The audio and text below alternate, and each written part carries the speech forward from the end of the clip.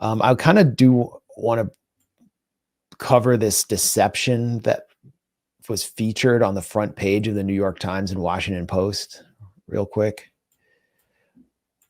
Absolutely. I mean, so the Israeli military planted a story in the New York Times as it continues to kill Palestinians en masse, says journalist Layla Al-Arian. Secret documents show Hamas tried to persuade Iran to join its October 7th attack. This is the cover of the New York Times by Ronan Bergman, Adam Razgan, and Patrick Kingsley, who are kind of like involved in a lot of Israeli-centric reporting at the New York Times. The same piece was on the front page of the Washington Post on the same day. And it was the day that Israel's starve or surrender plan came to bear in Jabalia, where it is openly ethnically cleansing 400,000 people. Did you read the piece? I actually managed to make my way through it. I only got to the I read most of it, but for me, most critically, I got to the part where the Times explained this methodology for how they verified the authenticity of the supposed Hamas documents, which showed that both Iran and Hezbollah were read in on Hamas's plans.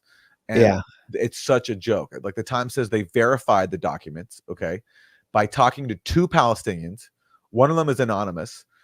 And both these Palestinians offer nothing of substance. Like they're not even in Gaza.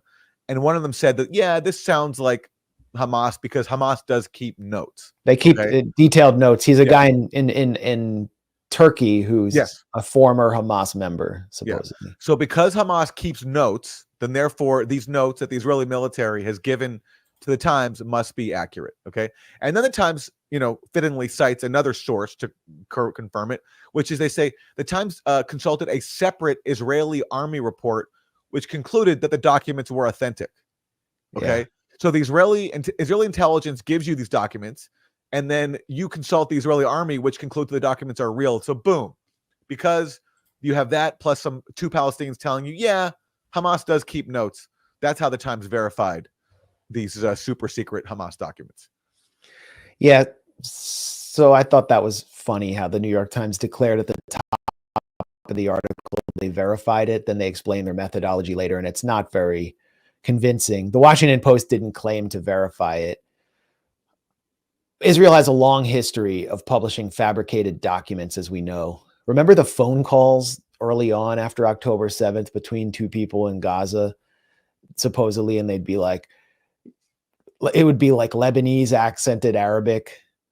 Like there's a rocket launcher right there in the hospital. Oh, it's blowing up the hospital. Yeah, I saw it. Don't tell. Don't tell anybody. And it was like the most convenient phone calls. Those fabrications, the Borat fabrications inside the hospitals where they'd rearrange weapons. Jonathan Conricus, who you debated on Piers Morgan, would go in the hospitals and say, we have found the grab and go packs, Hamas grab and go packs right in the MRI ward, right here, grab and go.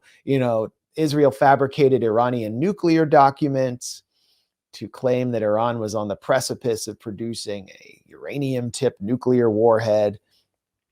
So they may have fabricated this, but if they didn't fabricate it, if you actually read the details, it's like, where's the story? It's kind of a nothing burger. Part of the story is that Hamas proposed using horse-drawn chariots to attack inside Israel. But on October 7th, they used motorcycles and they attacked inside Israel. So of course they plan to attack inside Israel. Where's the where is the story here? What they were clearly aiming to do by dumping these documents is to produce more pressure on Iran. And it only works on people who actually think that Palestinians have no right to resist with weapons. Because basically it's just outlining a plan to attack Israel by people who are being besieged, continually attacked, and occupied. And that they're lobbying Iran for more support. I mean, Yahya Sinwar has openly stated in speeches that Iran has supported Hamas. And he said, he was asked, why are you taking money from support from these Shia, and he said, we are grateful to them because they taught us how to actually make working rockets, and we want to resist. So, I mean, it's not some big secret. There was not much there. It was all supposedly notes on a plan that never came to bear, that would have been an attack by Hezbollah, Iran, and Hamas that would have been coordinated. Well, what are we seeing now? I mean, Hezbollah and Iran have been drawn in by Israeli escalatory violence. And so the whole point of this, I guess, was just to distract from what's happening in Gaza and Lebanon, and to paint Iran as some potential force that could wipe Israel off the map. But it was a giant nothing burger, and it really speaks to the priorities of the media, that whenever Israel comes forward with some possibly fabricated documents, they get front page treatment, while Palestinians are suffering. I mean, and it's not just another day where there's just another few attacks, while Israel's openly ethnically cleansing 400,000 people to annex land in Gaza. Should have been the front page. So, oh, and Joby Warwick was the author, Aaron, of the Washington Post piece on this. Oh, my favorite. Yes. Joby Warwick is a Washington Post reporter who famously wrote an entire book about the issue of Syria and chemical weapons.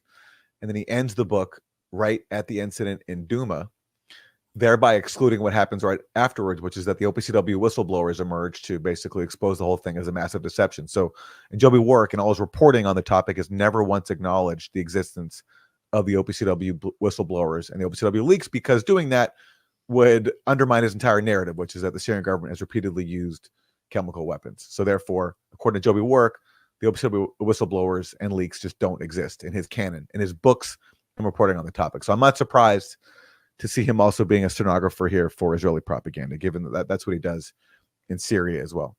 Yeah, I mean, these articles were written by the stenographers for U.S. and Israeli intelligence. And the Washington Post is the CIA's favorite paper, owned by the man whose company has a contract with the CIA to host its cloud. The Ronan Bergman, the author of the New York Times article, look at his last book, which is, you know, a valuable read. It has some good details on Israel's assassination policy. It's blurbed by the past 2 or 3 directors of the Mossad prior to David Barnea. Those are his sources. So you're not just reading like path-breaking investigative journalism.